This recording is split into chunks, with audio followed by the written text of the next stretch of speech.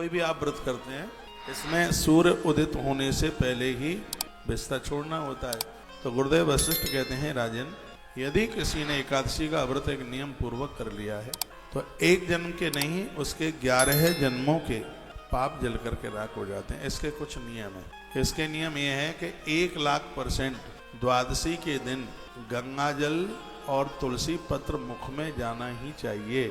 ये आप कुछ लिखने लायक बातें और आप भूल जाएंगे। तो यह द्वादशी वाले दिन तुलसी पत्र और गंगा जल में तुलसी पत्र डालिए तो तुलसी दल बन जाता है। एकादशी वाले दिन कहीं कोई ऐसा भगवत अपराध हो गया, जैसे दिन में सो गए, तो इससे एकादशी खंडित होती है, ऐसे व्रत खंडित होता है। आपने तेल लगाया, सिर में मालिश करी, आपने शरीर में साबुन लगाया और कहीं बिना धुला हुआ कपड़ा पहन लिया, कुछ जूठे मुंह से आपने देवी देवताओं को छू लिया, ग्रंथ छू लिया, तो इससे भगवदीय अपराध लगता है, भगवदीय दोष है यह।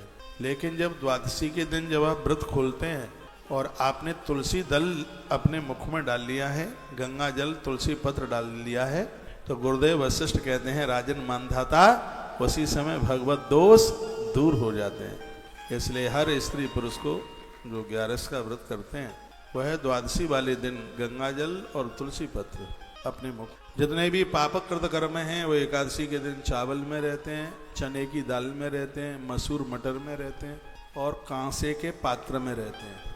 ये ध्यान रखिए, सुनिएगा। कांसा, एकादशी के दिन कांसे के बर्तन को ऐसे ही प्रयोग में नहीं लिया जाता जैसे समझदार लोग एकादशी के व्रत में चावल को प्रयोग में नहीं लेते। द्वादशी के दिन पीतल, कांसा, ये जितने पुण्य हैं वो चांदी इसमें समाहित होते हैं, तंदुल चावल में समाहित होते हैं।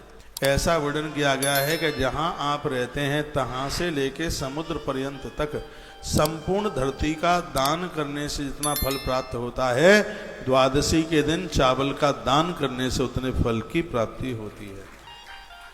भगवान के 56 भोग प्रसाद को लेने की जो महिमा है, द्वादशी के दिन मुख में चावल डालने का उतना ही महत्व। चावल घर को अक्षय कर देता है। यज्ञ पूरे नहीं होते हैं तंदुल के बिना, चावल के बिना।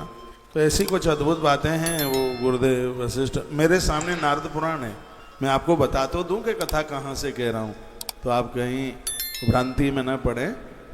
और मैंने अपनी और भी कथाओं में एकादशी के लिए नारद पुराण के बहुत प्रमाण दिए। नारद पुराण में बड़ी 11 की महिमा का वर्णन किया है। पद्म पुराण में 26 एकादशियों की कथा कही गई है।